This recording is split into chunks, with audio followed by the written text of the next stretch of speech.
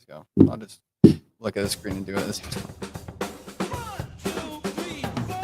Hey everybody, welcome once again to the Football Fandemic. We are here today going to go over two divisions in the NFC because we're running out of games, but it's going to be some news. It's going to be the NFC South and the NFC West. We're glad you could join us here on the Fandemic.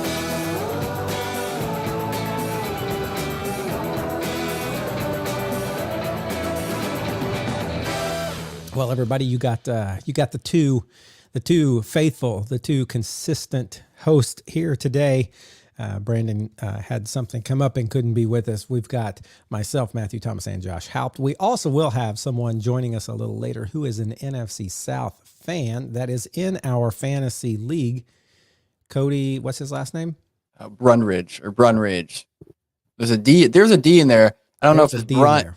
I don't know if it's Brundridge or Brunridge, if it's silent. So I'm going to call him Brundridge. He's probably going to correct us, but he'll be on a little later. And so we will enjoy having him. And we love, if any of you out there in our fantasy league or in our listening world, you're a big fan of some division, let us know. Sometimes we have guests on. We are going to hit some breaking news around the NFL, things that have been going on in the last couple weeks, kind of catch you up to where we're at. Let's see, the big one, at least for this homer. Again, don't forget, we really focus on homers a lot in this podcast. I'm a Colts homer. Josh is a Commanders homer. And then Brandon, who's not with us today, he's a Packers guy. But in the Colts news, Jonathan Taylor, boy, did that unravel fast. And I forget if it was April or June. He's like, hey, yeah, you know what? I'm just going to play this last year and we're going to see where things go. I have faith they'll get done. That was the word. Then a couple months later, he gets a new agent and boom, he requests a trade and he's not happy. He's meeting with all the running backs who aren't happy about their contracts. And then he's coming to practice, but he's not practicing because he's on a physically unable to perform list with his ankle, which he had a procedure. For those of you who don't know, he had a procedure in January that was supposed to take a few weeks to heal. Still bothering him. And evidently, according to news, if you can believe all the reports you hear, when he came in for that physical, they wanted to check that ankle. He also complained of back pain that happened when he was off working on his own. And so the Colts were like playing with the idea of putting him on the non-football injury list, the NFI, which the big deal there is, he was wanting a new contract because he wants to be paid before this one's over. And it looks like there's ankle problems. He was trying to get a contract ahead of them knowing how severe they were. But if he would go on the NFI, he doesn't get paid for a year and it doesn't count against his rookie contract. So he would still be finishing the last year of his rookie contract next year and then could be tagged the 2 years following, which is, what he's trying to avoid by getting an extension. So it has turned into a regular drama, which I hate. For once, you just want your team to go through off season with no drama, no big deal, just excitement. We had Anthony Richardson. We're like, man, if Anthony Richardson and Jonathan Taylor are both in that backfield and things, the quarterback and running back, and then you got a better offensive line, man, this is going to be so hard. We get some good receivers with our young rookie Josh Downs along with Alec Pierce and Pittman. Alas, we may still get most of that stuff, but we may not have Jonathan Taylor. And then to make things even better, Josh, even better, the next guy on our depth chart, Zach Moss. Yeah. He broke his arm. Arm in the first training camp or like right there. It's going to be out the beginning of the year. So I don't know exactly when he'll get back. He may get back just in time for the regular season, but who knows? He may be able to play, but he's out. And then so they signed Kenyon Drake, right? Yep. And where did Kenyon Drake play? I think Baltimore. Okay. Oh, Evan. I knew Evan couldn't tell you where he was before. Anyway, Kenyon Drake. But then we had an interview with Kareem Hunt, right? That just happened. And he left without signing a contract. There is mutual interest, though. Yeah. Or, what's that? He went to the Saints. Everybody thought he signed the contract. And he's like, right. I think I'm going to pull out. The Colts are offering me, or Colts want to visit, whatever. I think and everybody says they had a higher offer, and he had the visit either today or yesterday sometime. And it was yesterday. He left without a contract. So there is some mutual interest. the Colts immediately signed 2 people. They signed a running back, someone Huntley, couldn't tell you who that guy is, and then another guy. Mm-hmm. So it doesn't look like the Colts and Kareem Hunt are going to be in any sort of deal. So I don't know what this year's going to look like. I know that it's going to be a learning year for Anthony Richardson, and he may not have that great back to help him on the edge. He may just have, a standard vanilla flavored dude standing there behind him. Maybe Deion Jackson's going to end up being the guy. Anyway, I'm still excited to see his growth, but I would have liked to see it with Jonathan Taylor. I'd like to bring that back up, Jonathan Taylor, a bit, because you mentioned that he said he had back problems. That was Jim Irsay tweeted, "Oh, he has back problems. We're going to put him on the NFLI or whatever injured list." Actually, and then the next day, Stephen Holder reported it. Okay, so then the next day, Jonathan Taylor tweeted, he's like, "I don't have back problems. I don't know what you're talking about." Yeah, not Stephen Holder, Chappie, Mike Chappell. And Mike Chappell's been doing this for like 25, 30 years, forever. He knows the people in the training. He knows the doctors. And he said, and he stood by it when Jonathan Taylor said, "No back pain, never complained, don't know what you're talking about. Who are your sources?" Chappell just said, well, and quoted that, because I think he did hear from the doctors.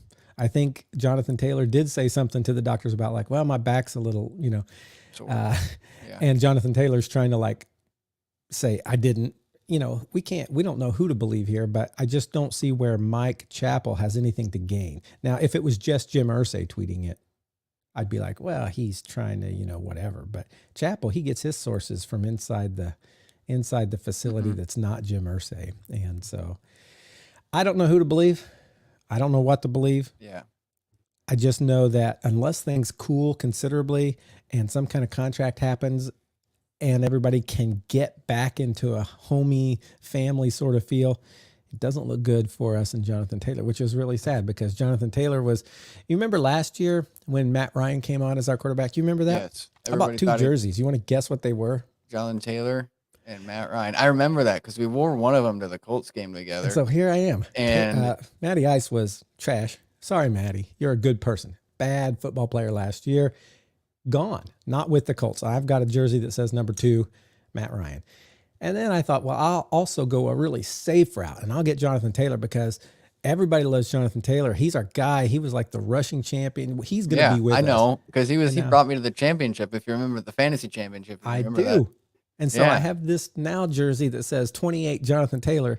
Also, so the jerseys I have for the Colts are Peyton Manning. Okay. No longer with the team, but definitely one you can still wear. Definitely, yeah. Andrew Luck. Respectable. You can wear it. You can still wear that. Yeah. Pat McAfee. You can still wear that. He's still a big news guy and everybody knows him. You can still wear that. Matt Ryan. I don't know that I'm going to be wearing that one that much. No. Jonathan Taylor more so. I mean, even if he leaves. Jonathan Taylor, man. So sad. So I'm hoping that, this is one of those things that as time goes on, it kind of settles down. It'll slow down and a contract happens, and then everybody forgets that this stuff was even there because now they're so happy and he's doing so great. But at the same time, I'm going to say this. I kind of understand the Colts organization. A dude has an ankle injury. You don't know how he's going to play, and he wants a big extension. And he's had probably the most miles put on him in college, which was one of the big, the big reason he fell to the Colts probably was because he had so many carries in college. They're like, is he going to be worn out early? You don't know his health going forward. As much as you want to help a guy, when you're looking at helping a team, that might not be the best contract. Yeah. Well, Evan Ewens, one of our former guests and kind of recurring guests, he commented, all you got to do is just put your trust in Alec Pierce. Well, I tell you what, I'm a big fan of Alec Pierce. I think this year he's going to look really good. I think Pittman and him and Josh Downs, the 3 of them are gonna step up, and it's all going to be the level that Anthony Richardson rises to. With his throwing, his accuracy. I've heard he's more accurate on deep balls, on throwing those bombs down the field than he is on the short stuff. But I think Josh Downs is going to help him on that short stuff a lot. And I think Alec Pierce and Pittman on those down the field things. And I know Pittman's done that middle middle stuff. Middle I just I have big hopes for him, but we have to see Anthony Richardson grow. Oh, here's a little tidbit just dinged on my phone like before we started the podcast. Anthony Richardson has been named the starter for this Saturday's first preseason game. I think we all could have seen that coming a long way off. Nothing against Gardner Minshew. Love Gardner, but I want Richardson to be in there. And I don't expect he's going to be amazing, but I expect he needs those reps. He needs to get the feel of the speed of a real NFL game, and he needs to throw some that are going to be ugly and picked off and knocked down, and he's going to wish he had those back. But that's the way you grow. You look at Peyton Manning, his first year, most interceptions ever for a rookie. We may see that change this year. I don't know, but I think we won't, because I think Steichen will program in a lot more runs when we get to the regular season. But yeah, exciting stuff. Sorry, I get so excited about the Colts because I'm a homer of the Colts. That was just our first our first news item. Let's look what else we've got. Vikings and Danielle Hunter agree on a restructured deal. I don't know who is Danielle Hunter. Tell me, Josh. He's a long time defensive end linebacker hybrid, I guess you can say, for the Vikings.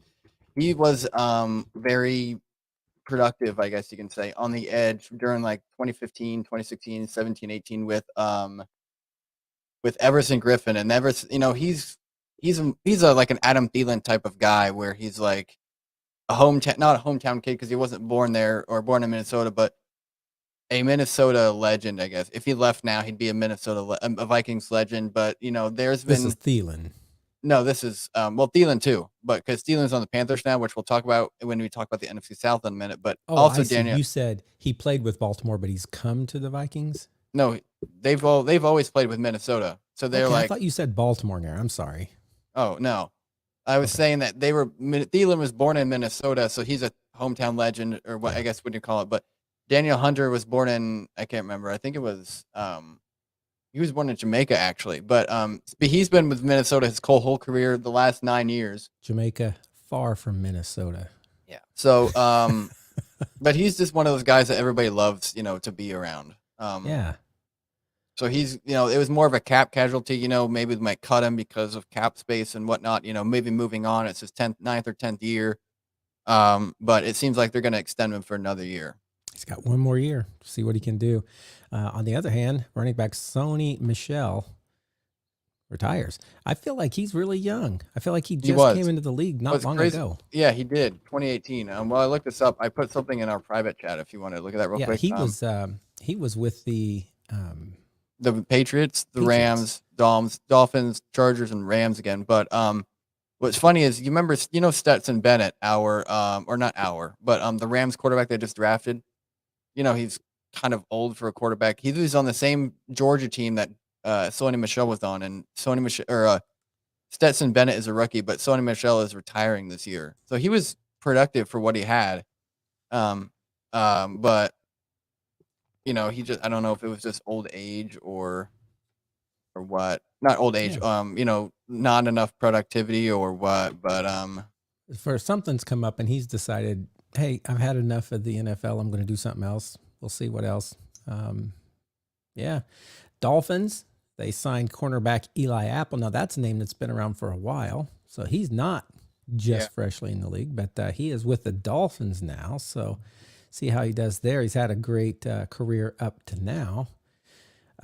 Broncos wide receiver Tim Patrick tears ACL in practice for the second year in a row. He was like a rookie last year, right? No, I'm not sure if he was a rookie last year. I'll look that up real quick, but I know people were excited about him being in there, and then he tore his ACL. And now he tears it again. So I don't think he's done, but I think he's like, hope is getting lost real quick because of these injury things. He was drafted in 2017 or undrafted 2017. That's been a while. Yeah. Yeah. He just had a productive season 2 years ago when, like 2 years ago, then he tore his ACL. Everybody was hyped with him. Jerry Jeudy, Tim Patrick, and the other guy, I think Kenny Hamler, who was also released recently for something I can't remember. But those guys were supposed to be really good with Russell Wilson, but also their other quarterbacks and Tim Patrick towards ACL, and everybody was supposed to be better with Russell Wilson. that's true. I love if you watch Brandon Perna with That's Good Sports. By the way, Yes, I do. That's a great YouTube channel. Yes, it is. And you should check it out sometime. But anyway, he just laments what's going on. He's like, is Sean Payton ruining the Broncos?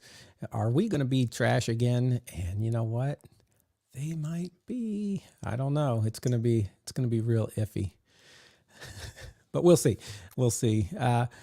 Alvin Kamara, we've talked about him because he's been like a huge fantasy guy in the past because he's a big running back, but also a receiving running back. And so he's just been suspended for 2 games. Is he still, he's not in New Orleans anymore, is he? Is he still in New Orleans? He is. Okay, so 2 games out for New Orleans. We're going to be talking about that NFC South today, so that can have some impact there. And hey, you know what? We have a guest who's going to join us. This is not the guest I told you was going to be coming on later. That guy still might be coming, but we're gonna welcome on someone who's been with us before on this show. I'm gonna welcome Evan Ewens. Evan Ewens, welcome to the podcast again. How are you today? Good. How are you guys? Good. Hey, we're going through the news. We're going to let you join us on this and go on into the divisional breakdowns with us. We just talked about the fact that Alvin Kamara has been suspended for a couple games, so that's not good for New Orleans. Then we're going to talk about a couple signings that the Panthers have made here. Panthers, and this is going to be the first of like 3, I think, today, have signed an ex-Colt. First of the 3 ex-Colts, but Panthers signed Justin Houston, probably more known as an ex-Chief, but he did come to the Colts for a while when Frank Reich was here. And surprise, Frank Reich went to the Panthers, and guess where Justin Houston signed now? 1-year deal in down there. And I think he's still got stuff. He's still got stuff in the gas tank. So I think that's good for them. I don't think he'll be like, the breakout amazing, but he's still got some. They also signed a linebacker, Deion Jones. I don't know too much about Deion Jones. Do either of you know anything about him? Yeah, this guy was really productive in Atlanta, which is another an NFC South team. But I don't know if he was injured or just or suspended. But he was placed on IR last year with the Browns, and then they traded him, he was placed on IR at the beginning of the 2022 season with the Falcons. And then they traded him to the Browns for 2024 7th and 6th round pick. And he played 5 games or 11 games, and he got 2.5 sacks. But this guy is a fast pass rushing and zone coverage mixture of a guy. And if he plays back like he was in Atlanta, then he can be a really solid linebacker core along with Justin Houston and Shaq Thompson in Carolina. Okay. Remind me again, Evan, who is your team? Packers. I knew it. So many Packers fans in the world. All you Packers fans out there. Well, this next bit of news, these next 2 are going to be someone that Packers fans don't really care about, and that is the Bears. The Bears with Coach Matt Eberflus, who was the defensive coordinator for the Colts when Frank Reich was here. He went up there last year, I think was his first year. But he has taken a defensive player from the Colts who came over from the Raiders, Yannick Ngakoue. Yannick Ngakoue was a guy that I was hoping we would re-sign, to be honest. Oh, we got the cheesehead down here with Evan. If you're on the video, if you're on the YouTube, you see the cheesehead. He is showing he is a Green Bay fan. Well, I don't know. What do you think about the Bears picking up Yannick Ngakoue, who is decent? He may not be the best pass rusher you're going to have, but he's pretty consistent. What are your thoughts on that? 3 years ago, I would say that's a really big pickup for Chicago, because when he was still over in, I think, Jacksonville, he was an absolute stud over there when Ramsey and their defense was just amazing. Now, like you said, he's kind of declining, and I don't remember his stats that he had last year with the Colts. I was looking them up. Last 2 years, he was in Vegas 21, and then they traded him for Rock Ya-Sin to the Colts last year. In 21, in 17 games, he had 10 sacks, 3 pass defenses, and 2 forced fumbles. And then in Indianapolis, with 15 games, he had 9.5 sacks, and 1 forced fumble. So he's still productive, almost double-digit sacks. Yeah. So Chicago needed it. Yeah, definitely. For I mean, sure. if you look at their defensive line, I mean, I can't name anybody that I know on the deep. So this is what they needed. This is the number one position need that they had, and they got it. So props Yeah, to them. for sure. So that's good. They got him. Not a huge worry for Evan. But what do you think about this next signing? Bears signed tight end Mercedes Lewis. You've heard that name before. Yeah, I have.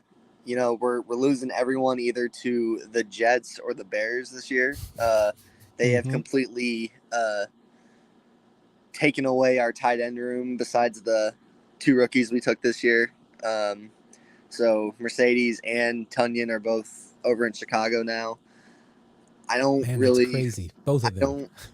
Mercedes is there to be an extra slot as a lineman. He's going to come in as a tight end, but he's only going to be there for a blocking tight end. When you have Cole Kmet and Robert Tunyon, who kind of play the exact same, I mean, I don't really see the reason in picking up Big Dog, but they did. And even if he's on the Bears, both Tunyon and Mercedes, I kind of want them to do well for as much as they did with Green Bay, especially Mercedes with how old he is. He's another reason I could see it being a locker room presence with how long he's been in the league and how young the Bears are. You know, that could help. And it helps having Tunyon and him there because they're both dynamic. They were both on the same field a lot of the times, even though they were 2 completely different tight ends. So I don't think it makes sense, but it works. So I guess it's a okay pick for Chicago. So I want to ask you a question, Evan. I asked Brandon this question. Do you believe all of the news, all of the hype around Justin Fields and this Bears team? no. Same response. Okay, I don't know what I expected, but tell me why. Like, I think Justin Fields is going to have an even more explosive year than he did last year. But the thing that's really been getting me not annoyed, but like, okay, so this is typical Chicago fans is ever since the DJ Moore pickup, they've been acting like DJ Moore is the second Jesus, and he's not. Is he a really good wideout?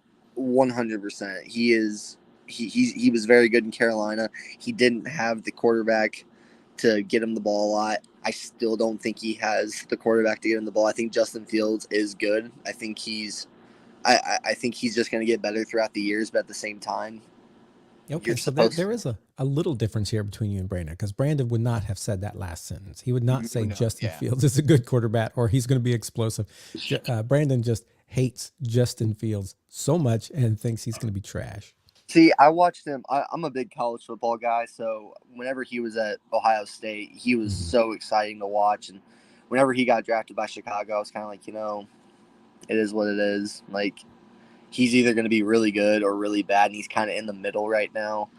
But he kind of has the Lamar Jackson disease going on. He's more of a running back than he is a quarterback. And I think that right there is the reason why he's never going to flourish into a quarterback that every scout and analyst thought he was going to turn into. This is where we got to watch out with Anthony Richardson because he keeps getting those comparisons. Yeah, and the stuff I've seen in training camp with him, he looks really good deep wise. When he's throwing deep, he looks really good. It's the medium and like kind of like toss out for a couple of yards. That's where I'm kind of like, oh, that might be a little rough. But no, I think Fields is. I don't think they need more weapons to get him into like a better situation. I still don't think because I don't think DJ Moore's enough. So their top 3 receiving core now is Moore, Mooney, and St. Brown. Kmet or Claypool, Yeah. Oh, Claypool. I forgot about him. But the problem is they have I disagree on that statement. I think they have weapons. I mean, it takes 1 or 2 guys, maybe 3 to make a quarterback, I guess, relevant or good, and they have that. But the problem is he ran for 1,000 yards last season, and they still have that same offensive line and that same, except maybe a couple different guys, but that same core group of offensive line that I don't see improving. And until that does, then I don't know if he'll have the time to actually make a throw out, to those top weapons that he has. And one last thing, because I'm really excited to talk about these divisions, but they are going to lose so much losing David Montgomery this year. Yeah. I think Khalil Herbert is an okay back, but I don't think he's good enough to be a one back. He had a couple really good games last year, but at the same time, when you're looking at scouting reports and you have a guy like David Montgomery who's running maybe 15 to 20 times a game, when you have Khalil Herbert in, you're not going to expect this guy to run out and get more than 5 yards. But defenses didn't come prepared last year, and he had a couple breakout games. Do I think that happens this year? Absolutely not. I think he's going to be in the bottom tier of the starting running backs this year. So, okay. Well, we have a few more signings, and we'll get to these divisions here. Yep. We have Saints and Cameron Jordan, defensive end, agreed to an extension, right? $27.5 million. So we talked about them having Alvin Kamara out for a couple games, but at least they got that locked up. Cowboys have agreed to a 3-year extension with Malik Hooker, who was drafted as a Colt. A lot of hype around that guy when he came out, and I was really excited about him. He did great, I think, in his first year. He did pretty good. Looked like he was going to ascend.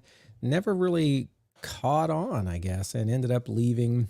So it's good to see him get an extension, and I think you will hear his name a good bit. Colts, we already talked about signing running back Kenyon Drake with that whole, what's going on with Jonathan Taylor. We talked about that. Lions have signed QB Teddy Bridgewater to be the backup behind. So who do they have? They have Goff. What's his name? Goff. Jared Goff. And Hendon Hooker, which I believe he's kind of still injured, right? Yeah, no, he still has his torn ACL. He got that. Oh yeah, so that's probably why they signed him. Is just a reassurance. So that's not a bad move. Not gonna lie, Teddy Bridgewater has been like the great backup, right? He comes in as the backup every time. Yeah, of this era, yeah, for sure. Of this era. So it's good to have somebody has some talent behind Jared Goff, but I truly anticipate Jared Goff playing all year and playing well. He's been playing well in this system. Well, I feel like with that too, with having Hendon Hooker being drafted too, you have two decent, veteran quarterbacks kind of helping him out too. Hendon Hooker was an absolute stud in college, but as we know, stud quarterbacks don't always flourish in the NFL. So not only having one, but two veteran quarterbacks helping him out while he's still even that. I know Evan hears this a lot, but you have a quarterback coach. You hear this a lot from me, but you have a quarterback coach who I think very closely fits the bill more than Goff and Bridgewater do to what Hendon Hooker plays. Mark Brunell is the Lions quarterback coach, and I feel like that room of those two guys and then Brunell, who kind of fits the system more than those two guys, is going to be a perfect fit for Hendon Hooker once his time comes. For sure. So, again, always high on the Lions until they start doing good, and then we hate them. But right now, they haven't been that, so we're high on the Lions. So, real quick, just talk about your team for just a moment. What has happened in training camp. We got Packers, we got the Commanders, and we got the Colts here. So let's start with Packers. Evan, what have you seen in training camp for your team when you tuned in? Jordan Love is a lot better than what I thought he would have been in training camp. I've only seen maybe a handful of things where he hasn't had a good read or he's made a bad throw. Actually, I think earlier last week there was an incident between him and Jair Alexander where or Jordan missed a throw really bad, and Jair yelled something at him or screamed. I don't know what it was, but he had a really good week after that, and then I think they traveled over to Cincinnati and they did matchups with him, and he looked really, really good against him. Romeo Dobbs is looking really good, so the offense is there. I've been paying more attention to the offense than I have the defense because I'm not really worried. I'm not really worried about the defense this year. I think last year was kind of just an off year until those last couple of games until we lost to Detroit, but I think the defense flourishes into what they should have been last year, and I'm not too worried. I think the young guys that we got in the draft, and I think they're going to flourish as well. So really the offense looks a lot better than I thought, but again, we're in training camp, so I guess we'll see how it looks when the preseason game starts this week. I just want to I think all eyes across the NFL are going to be on that offense because Rodgers left. You had several other people leave. Yeah. What's it going to be now? And so I think everybody's going to be watching that. I just have to ask you real quick before Josh jumps in here, and that is, did you watch the Jets versus Browns Hall of Fame game? I watched some of it. I watched the first drive, and then I went away for a little bit, and then I came back, and it's so sad to say, but Rodgers looks so happy. He does. He looks very happy. I think he and any Green Bay fans are gonna be like, oh, like we hate him, like I can't believe he did that and stuff. Is he did so much for the organization that he might have needed a change of scenery, but at the same time, he taught Jordan Love so much in those two or 3 years that he was there, and I don't know if you guys have seen, but he's already starting to sidearm it too. So he, yeah, I'm like, okay, so we might be fine. So I'm really, I didn't watch a whole lot of it. I have been watching Hard Knocks. Yeah. So I'm getting a whole lot. I haven't started yet. I was going to wait a week so that I could get HBO for 1 month only. Yeah. And watch it. Yeah. So. No, a lot of people have said this on Twitter that you kind of don't hate Aaron Rodgers as much after this first episode because you kind of see his story of everything, and the Packers don't look bad. It's just like Aaron kind of needed it, not only for him as a player, but kind of mentally. So, yeah. Well, I can't wait to watch that. And all of you out there listening, don't forget, Max, you can get for, what is it, $15 for a month. And at this point, I think you can now watch all of Hard Knocks because there's only 4 episodes left. It's only been 1 episode on, right?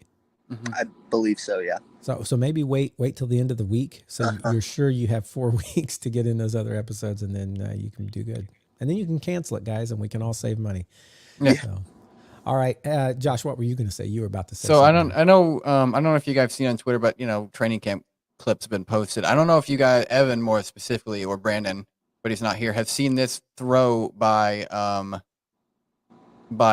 Jordan Love. I don't know if it was training camp or the joint practice between the Bengals, but this throw, I mean, it's pretty nice, and it's very promising for any Packers fan that is wanting their quarterback to succeed right here.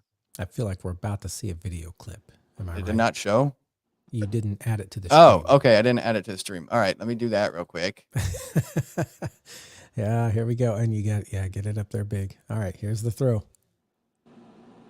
Jordan Love dancing around, sidearming it between 2 people. Caught. Yeah. He's flourished into a quarterback in these couple few months since the season ended. It's just training camp, but he looks really good, and I'm really excited. The season, I was kind of nervous about the season, kind of like how you were talking earlier when I was in the chat about the Colts this year. It could be kind of a learning process here. I still kind of have that optimism, but I feel better about it. I think we can sneak by in a wild card spot this year, or depending on how the NFC North is, it's so unpredictable that we could even scratch out a division. So, we are on our last 2 divisions, so we will find out what happened in our world, at least. Yeah, what happens in our prediction world. We will know by the end of today. I've been listening every week. I'm back to I just started coaching baseball at the school I teach at, and every day I'm listening to the weekly stuff. So, do you agree? That's the question. For the most part. For the most part, okay. Well, that's more than I thought you would say, because sometimes we make a prediction and people are like, "What are you talking about?" There's a couple of Instagram stuff that I'm kind of like, "Oh, that's." Like, I think 2 weeks ago when you guys did the Chiefs, and you guys are like, yeah, I think the Lions might squeak that one by. And I was like, oh my goodness. Well, Nate, do not underestimate the power of an upset. No.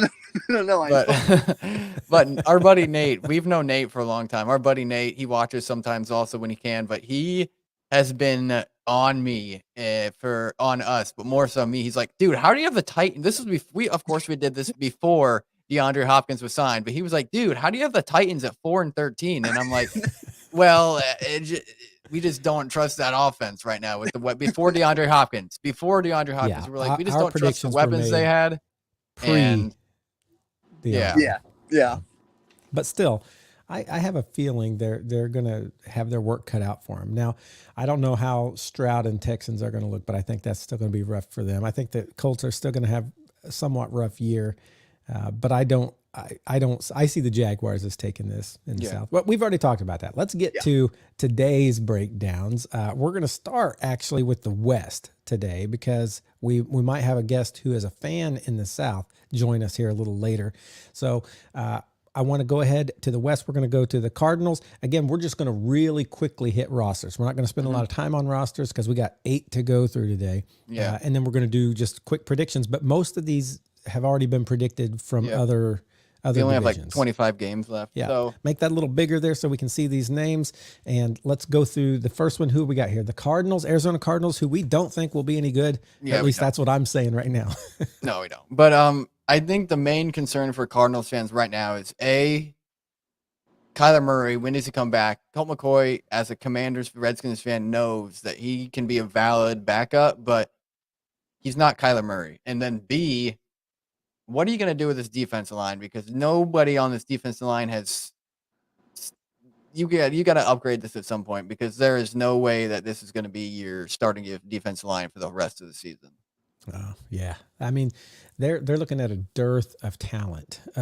Yeah. I mean, they have some. Zach Ertz is, talented. They lost DeAndre Hopkins. Who do they still have as a wide receiver? Pascal and Pascal, Rondale Moore, and Marquise Brown. So it's a solid. It's an okay crew, but okay. Yeah. Their offensive line is all right. Hernandez, Humphreys, Paris Johnson, who they just drafted. So it's okay. It's not the best, but it's not the worst. You got to be careful with Hollywood. He was just arrested, I think, last week. He was. That's right. He was speeding like 150 and a 75 or whatever, and he's like, at least he complied, but yeah, he got arrested. But he hasn't been to training camp since then. So we got to look into that. So Marlon Mack, who's a Colts, another Colts guy, Matt, but he just tore his ACL. He's out for the season, so it'll be. Yeah, he cannot catch a break. Yeah, I always liked Marlon Mack. Always thought he was about to take that step, and every single time he gets injured. But James Conner is their starting guy anyway, so he's more of like a third down back if they used him or if he wasn't injured.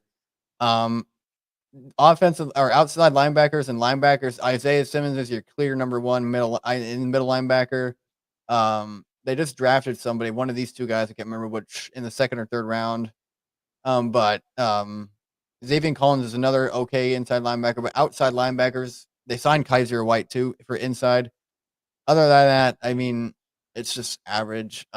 Your secondary is more what you're looking at, honestly, with Budda Baker, and where's he at? Jalen Thompson.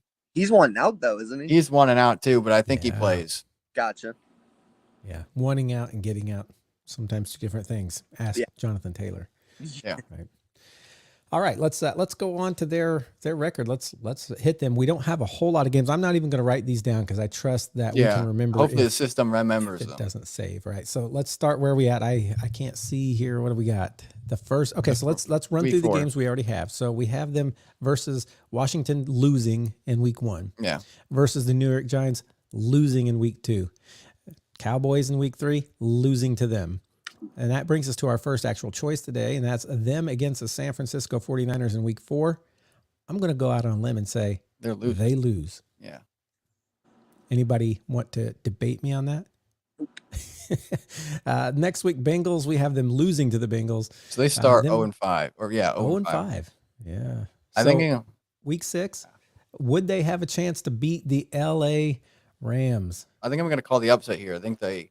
I don't know with Stafford and Kupp we've said this every week, we're going to play it in an optimistic world, but I don't know. We all know Kyler Murray is not going to be back, in an optimistic world. Kyler Murray is not going to be back by these games. So maybe this game, I don't know, but I don't know. Be one at the same time, I don't know if Stafford or Kupp are going to be back, and they don't have a defense besides Aaron Donald. So I can see this game being close, and I'm going to call an upset here.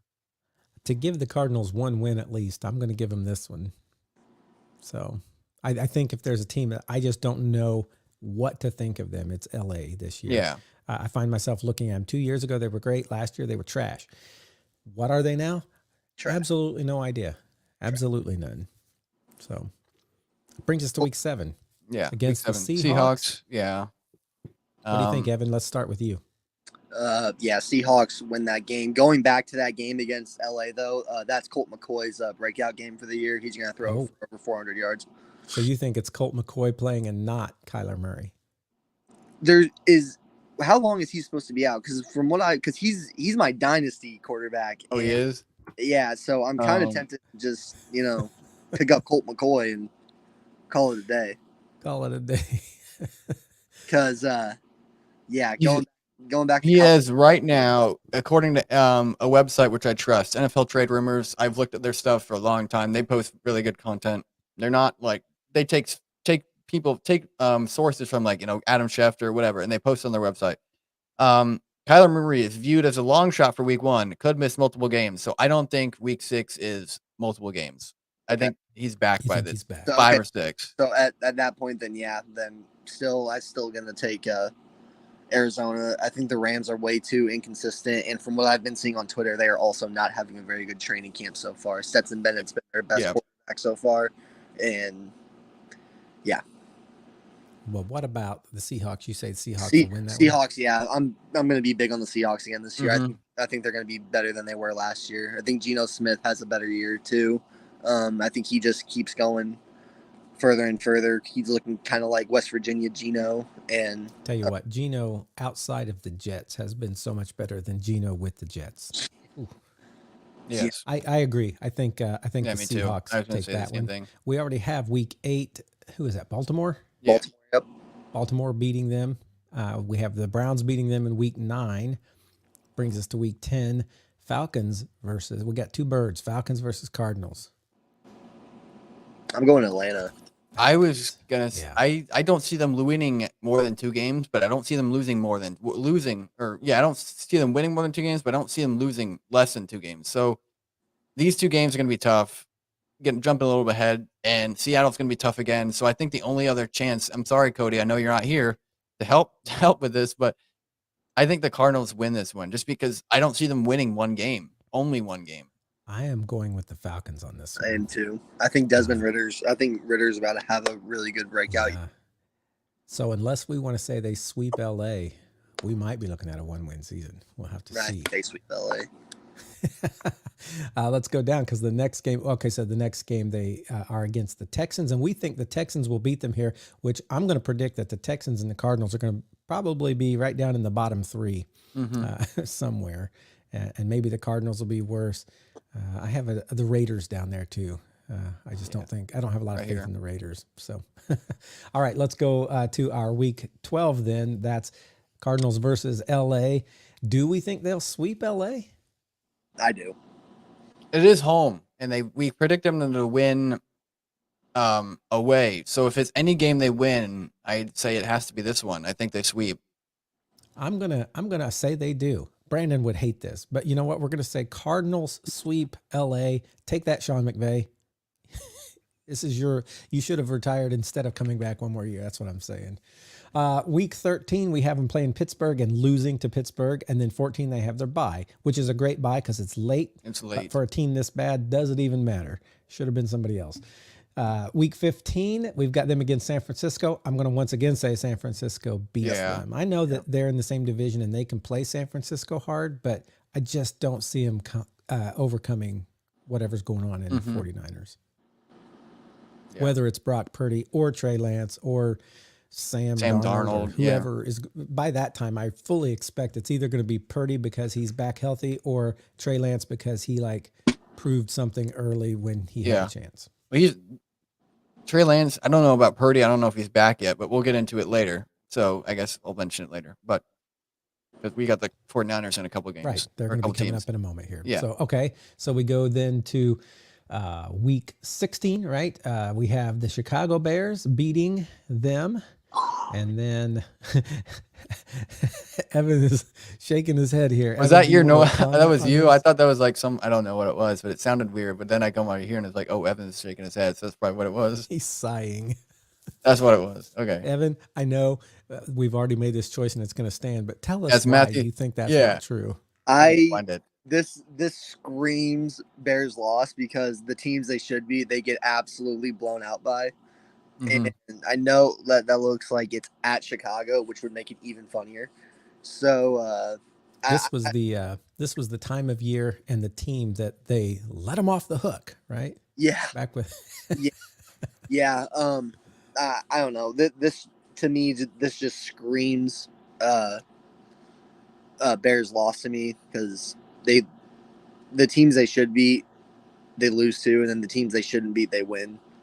So, like any other day, I think I would take Chicago, but I don't know. Just you just can't bring yourself to do it they're here. so Well, I'm gonna unfortunately, we are going to leave it because we've already yeah, predicted you are it. on the show this week, but I'm gonna bring back something Matthew said to I had to find the tweet, but Matthew said to Blake Faith, which was on 2 weeks ago when we did the NFC East. And I know I sent this to you, Evan, as because it was funny. If you're not on the show, you'll just have to deal with it. yeah, Yeah. Yeah. I sound kind of like uncaring about our audience, don't I? I'm sorry, Yeah. audience. Love Yeah. you guys. But we're here on the show, so exactly, we're making the calls. exactly. All right, we got week 17 again, Seattle beating them, and then week 18. Oh wait, that's the That was Eagles. I'm Philly. sorry, the The other Eagles. bird- the other beating bird. them. On the other And side then of the coast. Week 18, we have to decide: will The Seattle beat them yeah, again? but I think we already. Yeah, I think Seattle wins. All right, so do that. What is the record here? Is it 1, 2? 2-15. We got them sweeping the. We let them Rams. sweep LA. We let yeah. them. We we let them. predicted 2 wins. 2 wins. All right. Sounds just like what I expect from the Cardinals. Let's move on to the 49ers next in our list here. I think that's who we've got coming up next. 49ers. Oh yeah, wait. We got to do this because we do it every week. Adam Ranks actually, so we dog on Evan. We make fun of Adam Rank's predictions every time. You know, we He go always through this says team the and Bears are amazing. the Bears are amazing. You know, whatever. This is the first time ever on this show that I think he agrees with us. The Cardinals 2-15 for Adam Rank as well. So we might be on the right track for, be taking his job or something, but Adam Rank, watch your back. All right, moving on to the 49ers. We know we've talked about their quarterback situation. Brock Purdy was hurt, but they say he will be back for the start of the season. But that doesn't mean he'll be back for preseason where Trey Lance can get in there and say, look at me, guys. I still am something to think about. So don't know what he will show. I expect him to get a lot of snaps in preseason because they want to find out, is he worth it? And if he looks good, they want to probably say, hey, teams who need a quarterback, we've got plenty. What would you give us for Trey Lance, who we gave up way too much for to be playing Mr. Irrelevant, but we're going to play Mr. Irrelevant. So I have heard he has been having a very either average, below average, or bad. Depends on the day, but let's just say below average training camp. So I've not heard about Purdy because I don't know if he's playing that because of his injury. I've heard Darnold's doing okay, but I think I they're don't know waiting about for Trey Purdy Lance. for the regular season. Yeah. I just want to put it out there. Brock Purdy, Iowa State, Cyclone, dog. Shout out Lucas Coolman. So Purdy, I think he's already the better quarterback out of all four of these guys. I think Sam Darnold has a chance to kind of flourish. I think one of the first times I was on this show, we were talking about the draft, but in the news we were talking about Trey Lance, and we were talking about do you get rid of Trey Lance now or do you wait it out? Yeah. Me and Matt kind of said, well, if you wait, you're not really going to get anything out of it. I feel like with a bad training camp now, you're not going to get anything out of them. They really should have. They should have did something then. A while back, but again, it was hard too because he's coming off an injury. With the how big his injury was, right? How much were you actually going to get out of Trey Lance? So, a fourth, maybe. Back then, they had Garoppolo, right? So, yeah, maybe, yeah. That's who backed him up. So weird.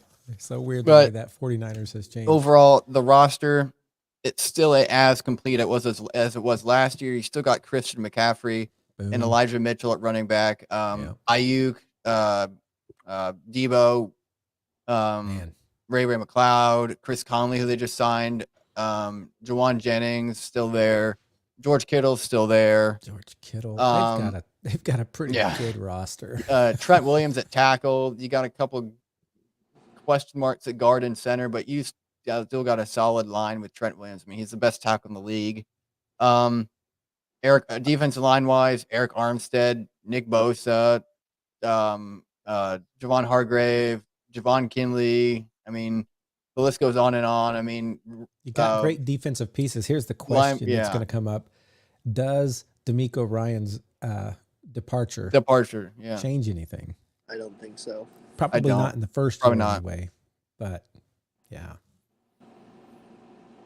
Okay. Well, we've seen their roster is strong. We've done a lot of predicting that have involved them, so we don't have a lot of games to pick, but let's go through them. The first one we have right now the Steelers. They're 12-0 right now.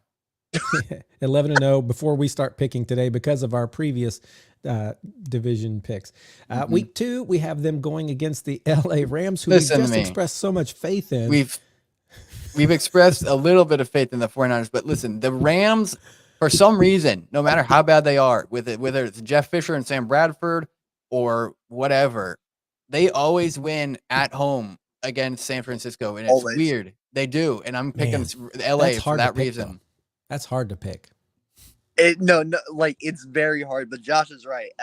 Every time that they play in LA, or even when they were in St. Louis, San Francisco would go down. It's basically like Green Bay going to the 49ers. Green Bay could never beat the 49ers. Yeah. All the time. So 49ers can't beat LA. Last year. Let's give LA a win here. They need something. Yeah, they do. All right. Boom. So we got who do we have in a string of wins from week. Giants. They beat New York in 3. They beat the Cardinals in 4. They beat the Cowboys in 5. They beat the Browns in 6. They beat the Vikings in 7. They beat the Bengals, we said, in 8. Boom. And then they have a bye in week 9. Then they beat the Jaguars in week 10. And then we come to them versus Tampa Bay. I'm going to go right to them. I don't think Tampa Bay wins this one. No, I didn't realize how stacked their schedule is. Wow. It is, but it's like, it's tough to pick against them because you have a strong defense, and anybody who plays quarterback is, going to succeed for sure. Right. So we think they'll beat Tampa Bay. Yeah. Okay. And then them beating Tampa I think Bay. they move into a loss against Seattle at home. Seattle's at home. I think they lose against Seattle. Short week. Yeah. Seattle's one of those. Pete Carroll knows how to play them and always gives them trouble. So let's give Seattle one there. We have them beating the Eagles. That's a big deal. Eagles are a pretty well-rounded team.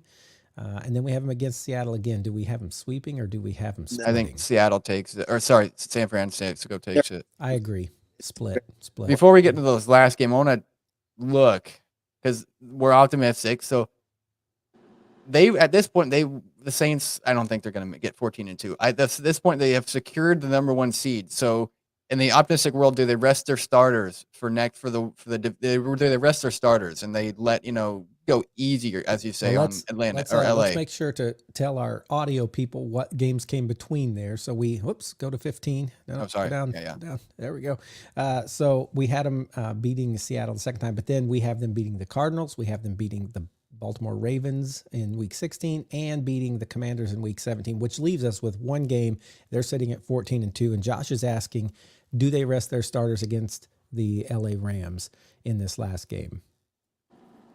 Yeah, I think they do, and I think they keep their star guys, Bosa on defense, Fred Warner, all these other guys. I don't know what quarterback would play, because they have a stacked quarterback room. Anybody can work in that, but all these CMC, IU, Debo, unless anybody is playing for incentives, I think they rest, and I think the Rams, they're not playing for a play. I've already seen the record. They're not playing in our world. They're not playing for a playoff spot. Are they playing for a draft spot though? They're playing for but I still think they, Sean McVay missed the playoffs last year. He's on the hot seat at this point. I think he's fighting for to stay. He's not going to get the playoffs. So I think he's fighting for. I think 49ers rest their starters, and I think at this point Sean McVay is somewhat fighting for his head coaching. He's trying to say, "Look, I ended with a win." Yeah. Do it. And then everybody who's not here and doesn't like this pick, you're not in the room. Sorry. Yeah. Sean McVay goes out in the sunset and joins the Fox Sports analyst team. So we have number 1 seed 49ers 14-3. Okay. All right, let's move on then to the Rams, who we were just talking about here, and who's going to ride off into what sunset. Rams, what's going on with their roster? Matthew Stafford, we don't know where he's back at. We know last year his shoulder was injured. Not very great year for him. Where is he now? We don't know, but he's not playing, right? Stetson Bennett's been the dude. Yep. So I don't have a lot of faith there. Running backs, they have Cam Akers is their big guy. Yeah. And then they signed Royce Freeman, who's been a solid guy for, I want to say the Panthers and Texans, but it might just be the Panthers. He was on the Broncos for a little bit too, I think. That's right, yeah. Let me look. So, okay. Panthers, Texans, yeah. Yeah. Wide receivers, who do they have? Cooper Kupp, is Van Jefferson injured right now. Yeah, Demarcus Robinson, Ben, is it Ben Skoranek? Ben Skoranek, yeah, Tutu Atwell. They had the Chicago guy, but he left, right? Robinson. Pittsburgh, yeah. Oh, yeah, Allen Robinson, yep. Yeah, okay. Did not produce when he was there at all. He didn't. Yeah, not at all. He was one of those guys, though, that I was hoping would end up with the Colts somehow and be like, have this resurgence, but he didn't. Yeah. So. Who's our tight ends in this place? Tyler Higbee. That's pretty much it. Higbee. Okay. Offensive line is it's weak. I mean, it is. Besides Brian Allen and Rob haven't seen at center and tackle. I mean, you're not looking at much. So why do you think this roster looks so bad? Is this because they did all of those like we don't care about? Yeah, I think so. I think they traded for all these guys. Picks. You know, all these draft picks are gone, and I don't even know if any of these guys are on the roster anymore. Jalen Ramsey's gone. Who else did they trade for? I can't remember, but I think a lot of them are gone. It was just more of like a 2-year stint, you know, like get us to the Super Bowl and, you know, get out of here. Von Miller gone. Yeah, he's gone. Von Miller's gone, yep. Odell Beckham gone. Gone. Yeah. Yeah. They're a long way away from the Super Bowl team 2 years ago. Yeah. So, all right, let's At least go to Stafford got one though. So yeah. All right. Week 1, Seattle. Week 1, them against Seattle. I'm going Seattle. I'm going Geno Smith here. I'm taking Seattle. Geno Smith, by the way, just I'm kind of amazed that he did as well as he did and kind of has the attitude he has. It's refreshing to me because when he was in New York and there was the whole, you know, breaking the jaw thing, I was like, this guy's not going to last. He's just got too much ego going on. But he's been real down to earth, real under the radar. I've appreciated seeing that.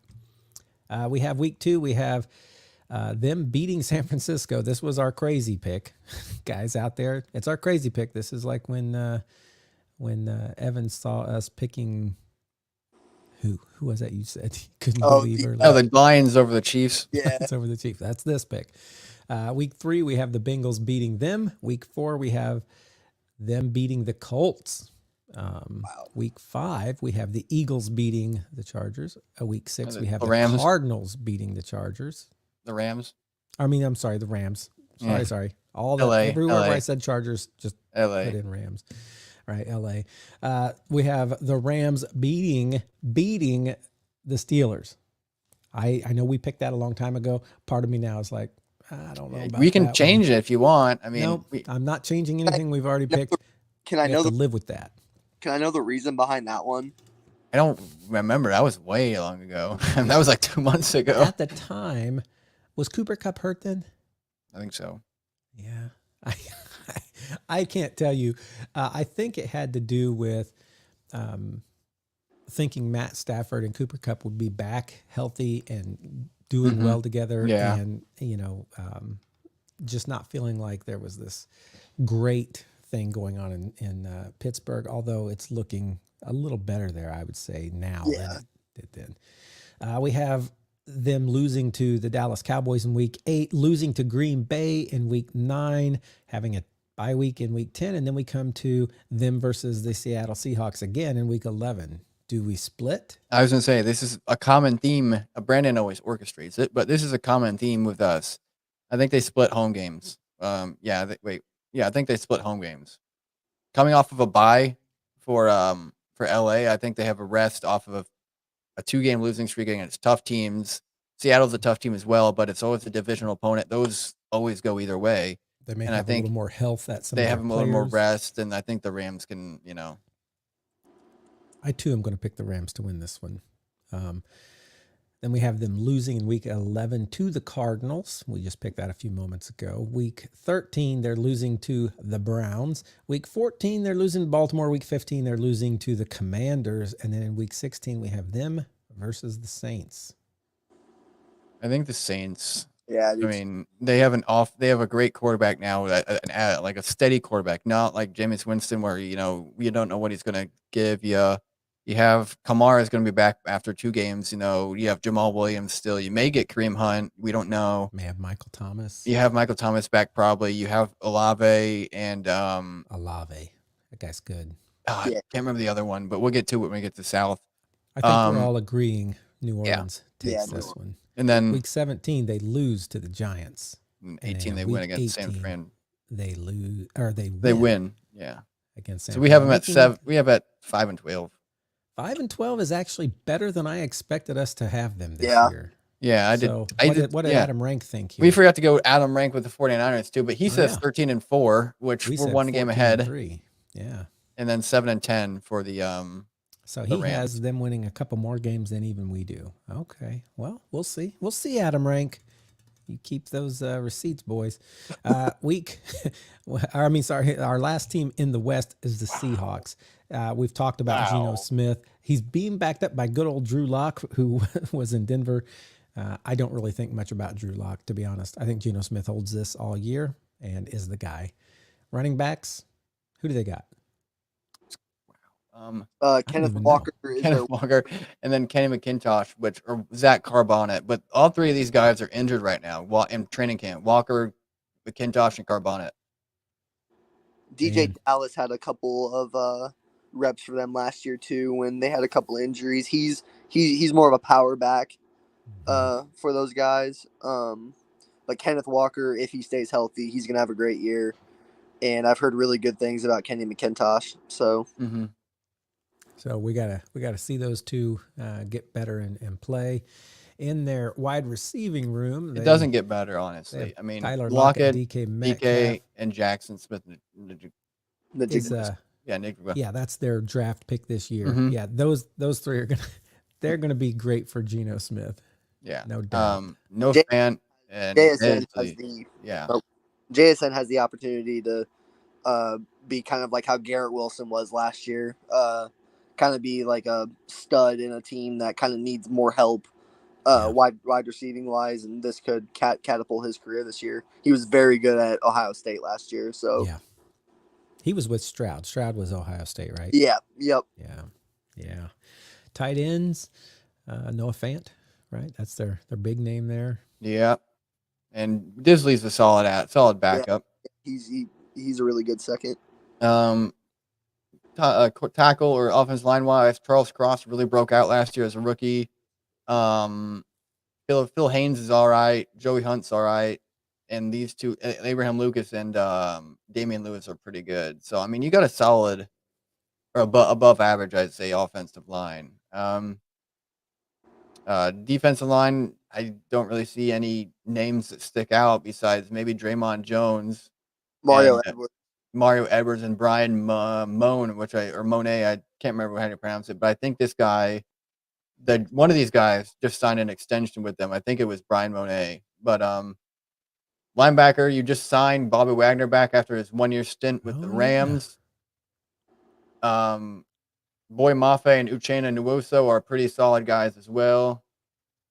And then secondary wise, Jamal Adams, if he can get back to his top tier self in New York in his first year in Seattle, he can play pretty well. Quandre Diggs is a great safety over the top. Julian Love, who they just signed from the Giants, is pretty good himself. So if you have Love and Diggs in the back, and then Adams in the box, you're looking at a pretty good. And then Artie Burns and Kobe Bryant, and then where's he at? Tariq Woolen and Devon Witherspoon as your cornerbacks. You're looking at I'm predicting it right now. He will win Defensive Rookie of the Year. Ooh, a prediction. I like that. We will go back to this episode whenever the awards come out, and we will play this clip. Yeah, play this right I will make an edit of it, and I'll put it on Twitter real quick after this. Okay. All right, so that's the roster. Let's go to the picks. What few we have left? We have Start up one. Week 1. Let's We have through one. them. Week We have 1, one we pick have left. them At week beating 3. LA. Week 2, we have them beating the Lions. Week 3, we have them against the Panthers. This is a pick. So we got Bryce Young and Frank Reich over there with whoever he just signed. Oh yeah, Houston. Who just signed? And Deion Jones. So what do you guys think here between Carolina Panthers and the Seattle Seahawks? I looked at this, and a lot of these are errors. Not errors in like, oh, I messed up, but like we predicted a lot of weird games in this one, and I don't see them winning 13 games. So I think the Panthers win. I think the Panthers win. I think everybody who's been on this podcast has been like, I'm a big Seattle fan. I know Brandon is. Evan sounds like you are. Josh, I am. You've been but saying it. I am, but I don't see them where they're winning 13 games. You know what I mean? That's what they won last year, though, wasn't it? It was close. 9. They won 9. Oh, I was way off. So here's the thing. Do you think they're going to beat the 49ers by winning more games as we go down this list? That's the question, because we have them beating the 49ers. That is right. I just in one of them, we have a lot of things wrong, and I'm going to be the first to admit it. So Josh is already like, guys, I don't know what we were thinking. But let's get back to this game. Because truthfully in this game, I feel like Seattle will beat the Panthers. And I know you're like, well, I don't believe this record seems right, so I don't want to do this. But I think when I look at those two teams, this is going to be the third game for a very young quarterback, a new coach, trying to get it all to gel together. But that's not the case with Geno Smith and Pete Carroll and like those 3 wide receivers we talked about. I think Seattle's going to beat Carolina, just being honest. Evan? Yeah, I don't think Carolina is going to be very good this year. They're going to play kind of like how Arizona will play this year. It's a very young team, even with Frank Reich. Especially with this game, Seattle's going to be very, very strong this year. So, yeah, you kind of got to take Seattle. Oh, we got a possible upset for the number 1 seed. All right, let's keep going. Yeah, but they are the 5 seed. That's it. All right, so we got, that's all of them? That's it. Well, let's run through it for the people on the audio. Let's go back up to that game so I can see where we're at here. Okay, so we have them beating the Carolina Panthers. Then we have them being beat by the New York Giants. Okay, we got a bye week in there. Then we have them being beat by the Bengals. We have them winning against the Cardinals, winning against the Browns in week 8, winning against the Baltimore Ravens in week 9. That's probably one that might be a little tougher, but we picked it. We have them beating the Commanders. We have them losing to LA. Of all the teams we picked for them to lose to, we picked them, I think, twice to LA, or maybe just once. LA, and then we have them beating the San Francisco 49ers. That's another one that might be a little iffy. We have them beating the Cowboys in week 13. We have them losing to the 49ers because they split. In week 14, we have them losing to the Philadelphia Eagles in week 15, winning over the Tennessee Titans, who we think are going to be pretty much trash this year, it sounds like. And we have them beating the Steelers in week 17 and the Cardinals to wrap it up in week 18. I feel pretty good about most of those picks. There's only a couple in there I would change. I would probably change if these two, if I were to, but like, when you change something, it's like, do the records match up with what I actually think happens? And the Ravens and Eagles, I might change, but we already locked them in, so we can't. We locked them. They're locked. We may regret it, but we locked them. So what's the final record here? 13-4. And what did Adam Rank say? Oh yes, that's our guy. 8-9. Wow, we're way off. I actually think I like Adam Rank's prediction: 8-9, 9-8, 10-7 more than I do. You like that, but when you look at the individual matchups, you might change 2, which would put them at 11. So yeah, I mean, you're not. I guess it's between, but yeah. Right now we've got them at 13-4. So, boom, take that. Seahawks getting the number 2 pick there, and maybe getting a wild card in the NFC. I think it's time to go to the South. We don't yet have our guest who is from the South. He may join us. I don't know. We're gonna keep rolling. Come with the Falcons last, but yeah, let's hit the Buccaneers. Yeah. Oh gosh. Tom Brady. Oh wait, yeah. Tom Brady's gone. Tom Brady's gone. They've got the wonderful battle between Baker Mayfield and Kyle Trask. Boy, what a mess. Oh, yeah. A lot of mess. And here's what I would say. You have Baker, who can put a little more sizzle and excitement into the game, but he throws more interceptions. And you have Kyle, who's a little more boring, but is a little more consistent, doesn't do as much down the field stuff. But you have a coach who is a little more boring and consistent. What do you guys think? You think it'll be Kyle Trask or Mayfield this year? I think I think it's Mayfield, just based off experience. You think so? I think they start off with Mayfield and the year ends with Trask. That sounds more right to me. Probably. Yeah, because they're going to be like, okay, we got a bigger boom bust, but maybe it'll be boom. Let's try Baker, and then he'll bust, and then they'll be like, okay, let's get with our consistent Kyle Trask. And if worse comes to worse, John Wolford to finish the year. Yeah. And then he'll be great, and everybody will be like, where was Wolford this whole time? Yeah. Yeah. Other than that, running backs, Rashad White and Chase Edmonds are solid guys. They lost Lenny. Yep. They did lose Lenny. I think he's still a free agent, though. So you can sign Dalvin Cook if you want. You can trade for Jonathan Taylor if you want. Well, or you can sign Lenny back. But like, will those people No. sign up with this team? No. Probably not. Mike Evans, Russell Gage, and Chris Godwin are your big guys on receiver. Godwin's he's good there. Yeah. Cade Otton is an up-and-coming tight end in the league, I believe. I believe is not like I believe he is, but I believe it to be happening. Offensive line. But I'll take your word for it. Cody Mauch, who was a rookie they drafted. He's already their starting unofficial depth chart wise. He's already their starting right guard. Nice. He's very good. Yeah, he played pretty good at North Dakota. Yeah, he does. Yeah. But Brian Jensen's a very solid center. Tristan Wirfs, I believe he's moving to left tackle from right tackle as of last year, but he's a solid tackle wherever he plays. So you're looking at an above average offensive line, enough to protect whoever plays quarterback. They'll need that.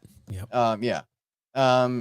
You lost a lot of guys on the defensive line. You lost Ndamukong Suh. You lost within the last couple of years. Ndamukong Suh, JPP, but you still have Vita Vea there. So Vita Vea can carry a load. And then you got Kalijah Kancey, who was a rookie defensive end.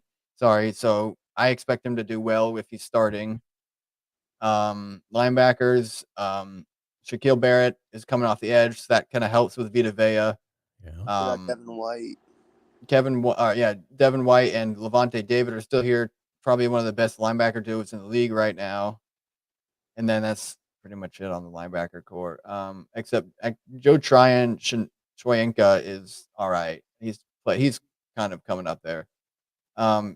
Defensive backwise, Carlton Davis, Jamal Dean, and Antoine Wilfield Jr. are pretty solid guys to rely on. And then you have, where was it? I believe Josh Hayes, who they drafted in the second round, I think, maybe the third round, but he could probably be their slot corner, so he could play a pivotal role in this. So I'd say not a bad secondary. And they had the best. And don't forget, they have Rodrigo Blanc. That's right. And Chase McLaughlin, former Colts, both of them. Both Colts, right there. You got former Illini too. Rex Specs and and McLaughlin, who Chase didn't do terribly, no. But you just signed a better kicker, so it's probably why. So, all right. So let's look at their roster. Let's go through the weeks for the people on audio. We got them losing to the Vikings week 1, losing to the Bears week 2, losing to the Eagles week 3, and then they come up against New Orleans in week 4. What do we think? Take an L. I think so. Yeah. Agreed. I think New Orleans is stronger than them. So they're 0-4 going into their bye on week 5, which is a super early bye, which is not good for them. Then they lose to the Lions in week 6, and then they come up against the Falcons in week 7. I think they win at home against Atlanta. What? I think you're gonna hear this a lot, but if you listen to our other podcasts, but to quote Brandon, I think they split home games. Just because Brandon says it sometimes doesn't mean it's always true. I know, but I really do. I think they split home games, Atlanta and Tampa Bay. I think they lose. It's hard for me because I haven't watched a lot of Atlanta. I haven't seen Ritter. That's their quarterback now. I haven't really seen him play much. Don't know what he's like. I know they have a young team. I guess I'm a big Ritter guy, so I also think their running backs are really good. And Kyle Pitts. Yeah, they are. Kyle Pitts is so unpredictable too. This might be a big breakout year for him, but he's also been injured a lot. So there's a lot of what ifs. But so the friend who's not here, he's a Falcons fan, right? Mm-hmm. I'm going to make him happy because I also think the Falcons are going to beat Tampa Bay here. If I'm being completely honest, I don't think the Buccaneers win more than 2 games this year. So we have them at 1-12 right now. That might be true. Week 8, we have them losing to the Bills. Week 9, we have them losing to the Texans, which we don't say that about a lot of teams. Week 3, we have them we have them beating the Titans. Sorry, Titans. Week 11, we have them losing to the 49ers. Week 12, we have them losing to the Colts. Go Colts. They might get a win in there. Week 13 against the Panthers, we have to decide. Panthers, that young team, but now we're to week 13. Are they starting to get together? How is Tampa Bay looking by week 13? And who's the quarterback? What are we thinking? I think the Buccaneers, I think they have a chance in this one. I think take it. This one. What do you say, Evan? I think they win. The Panthers and the Buccaneers? I'm in agreement. Buccaneers. Yeah. Yep. Okay. That brings us to the Falcons for the second time. I think the Falcons, like I said earlier, I think the Falcons win this one. I'm also going with the Falcons. We have Green Bay beating them in week 15, the Jaguars beating them in 16, and then in week 17, they come against New Orleans. I'm predicting another loss. I am actually not, and listen to me why. Nate, if you're watching, I know you know this, but I understand that coming off enemy mini bye, the Saints played in Thursday last week, but for some reason, just like the Rams always beat the 49ers at home, the Buccaneers always do something at home against the Saints, no matter how bad the team is. I know they had Tom Brady, but they still have that defense that I can rely on more. Yeah. Did they beat New Orleans when they had Jameis Winston? I'm not sure. I remember sitting at a B-Dubs during like Christmas break whenever Josh was still going down to college down in Mattoon. Yeah. And we were all sitting down in the B-Dubs. It was a whole friend group. And we're just sitting there watching the Saints get dismantled by the Bucs, even when Jameis Winston threw 5 interceptions that game. Oh, wait. It actually is the opposite way around. So I was wrong. It is the Saints who always have demolished, but they've won the last 2 matchups. The Buccaneers did 9 and yeah. It was the other way around. The Buccaneers have won the last 2. That was with Tom Brady though, so I don't know. I'm gonna go with the Saints. I am too. I am beating. So we got 2 of us voting for the Saints. Boom. Okay. And lastly, them against Carolina. By this time, Carolina's had a whole season. I think Carolina takes it. I think they've had that. They've had every game they've had a chance to. Yeah. So what's the record here? Let's see. 2-15. 2-15. 2-15. That's right where Evan said they would be. What did Adam Rank say? 7-10. Are you kidding me? This is the guy we're talking about, Evan. This is the guy. Blasphemy that Adam he Rank, says, if you're listening, we totally disagree with you. And I know you're going to say wait till the end of the season and see. We may be wrong. We'll see. We'll see. All right.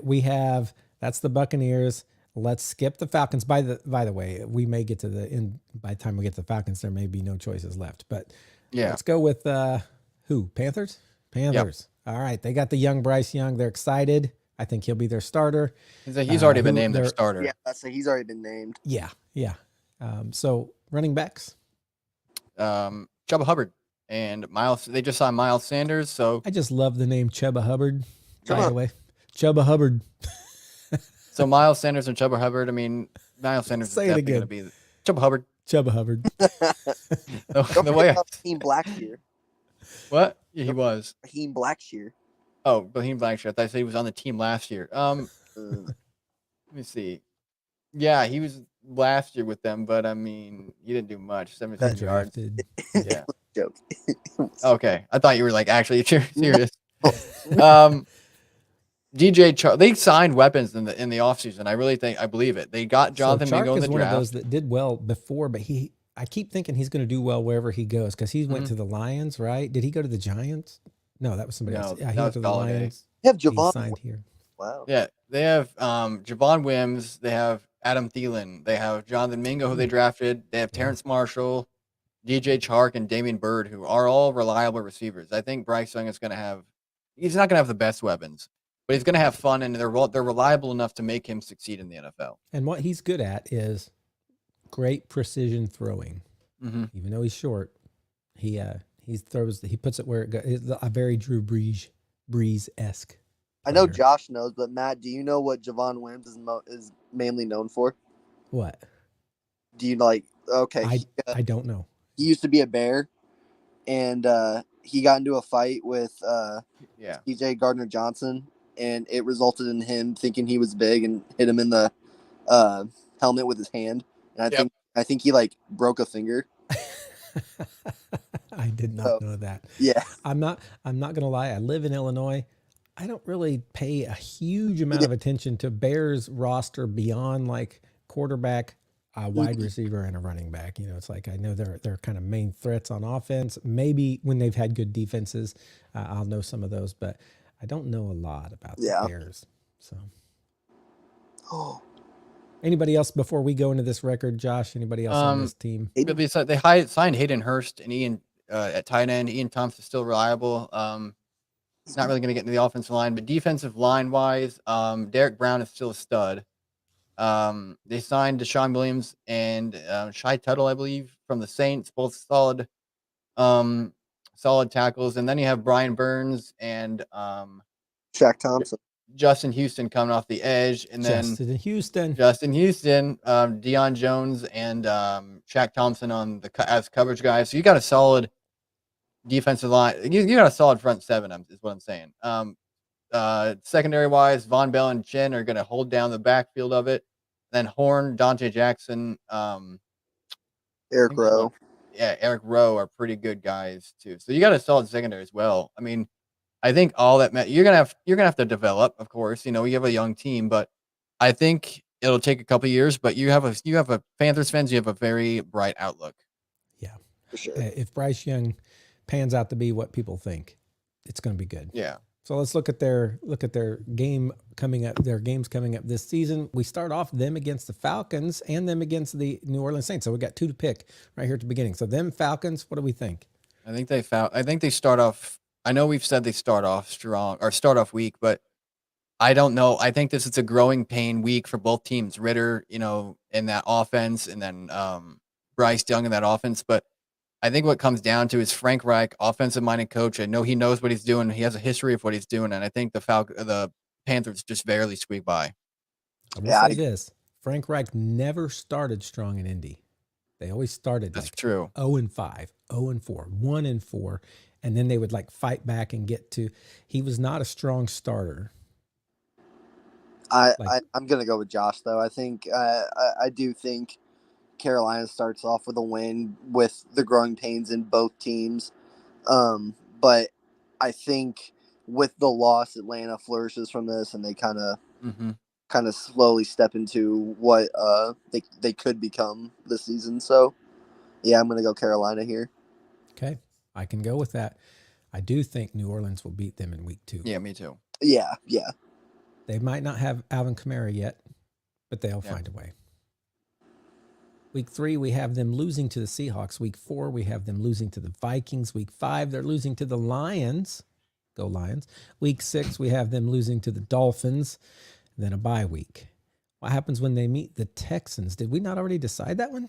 Yeah, we did. It's a tie. It's a tie. And Brandon was like, I remember this because it's one of my favorite clips I put on Twitter and TikTok. It was like, you were like, I'm not sure both quarterbacks are good, rookie quarterbacks. I'm not sure both quarterbacks are going to be ready. They have the same like overall team, young team just waiting to blossom. And Brendan was like, can we put a tie? And I was like, oh yeah, you can put a tie. And we agreed on a tie. Because I thought D'Amico Ryans come in would give the Texans a better defense. Yeah. But their offense would still be learning. Okay. I'm not a big fan of ties, but we got this one. This is the one in here. So there's a tie. We have them losing to the Colts. We think Anthony Richardson and his weapons will be better than Bryce Young and his weapons by week 9, or at least they will upset in that week. I don't know how that's going to pan out. We'll see. We have already guessed it though, or already predicted it. We have them losing to the Bears in week 10, losing to the Cowboys in week 11, losing to, who is that? Can't even see. It just looks like a black square. They're winning against the Titans. Oh, that's them. Because the Panther. They're winning against the Titans again. We just have no faith in the Titans. Not at all. We have them losing to, is that Tampa Bay? Yeah, Mhm. that's Bucks. Those where they have the same color background as so Tampa Bay beating them in week 13. Week 14, they come against the Saints again. Now it's later in the year. They've had some time to gel. What do you think here? I'm still going Saints. I could see them splitting, and I know could it's away too. games I really here, but do. I could see I them splitting. I just don't think they go off. I guess they have one here, but yeah, I think they split. I mean, I think that offense is ready by now. I mean, they have a tough game, tough couple games, Atlanta, Green Bay, Jacksonville, but I don't see how they don't split, I guess. I mean, it's a division game. They're going to be ready. They have veteran presence on the offense, but they're also young, and they had a defense last year. I mean, you got Brian Burns and Derek Brown and Chin and Bell and Horn, and I mean, you got a defense, and I know they have weapons on offense, the Saints, which we'll talk about in a minute next, but I think the Saints or the Panthers barely squeak by. Yeah, I have no good reasoning for it. I just think they come out This is not, and yeah. everybody's like surprised because they beat the Saints. So, how about the week 15? Them against the I think they second split it. round. I think them they split against again. Falcons. See, I'm gonna go off what I said earlier. I like they're gonna split it. But Carolina winning week 1, but I feel like Atlanta comes into Carolina and just destroys them. I feel like they're gonna be so good towards the end of the year. Atlanta's not gonna make the playoffs, but they're gonna come in strong. They're gonna end the season strong, and I feel like this game kind of starts that off, and they just bulldoze through Carolina. Okay, I like it. Let's put the Falcons winning 15. Remember, win. Green Bay beating Yep. them, and then 17, yeah. Jaguars beating them, and then 18 we have them winning ending their season winning against Tampa Bay. 4-12-1. I can see that. 4-12-1. That sounds really crazy familiar. Enough. Guess who says? I'm just gonna announce it because one of these teams I can see happening. The other team, I see them having more wins, and the other team, the one we're talking about right now, how did he come up with this? The Panthers, Falcons, and Saints. Adam Rank has them all at 9-8. Wow. Don't know how that'll work out. We have him at 4-12-1. So how does he have a job? No idea. I feel like he has a job because he does stuff like that. Like I think it's either that or I think he's more of a fantasy guy, and people like NFL, people at the NFL realize this is like, oh, people think this is stupid, and they play on with it. You know what I mean? Yeah. Okay, so we have him at 4-12-1, which I believe was the Colts record last year, right? Did we tie one last year?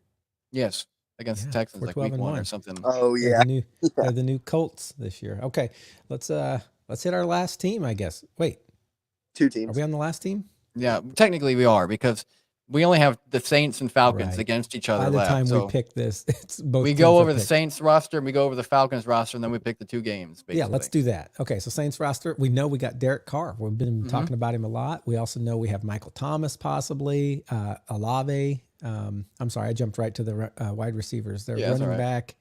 Kamara, and once he gets done with that 2 games, Kamara and Williams and Nate, who I mentioned earlier, who's our Saints fan, and we've been friends with for a while. I was talking about the Kareem Hunt thing, which although he didn't sign, but he's been really high on Kendre Miller recently also. So with Kamara's out, Jamal Williams and Kendre Miller, he thinks can do solid work.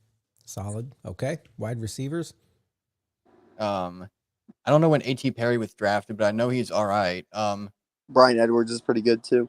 Brian Edwards, Chris Olave, Michael Thomas if he comes back, Traquan Smith, Michael Thomas.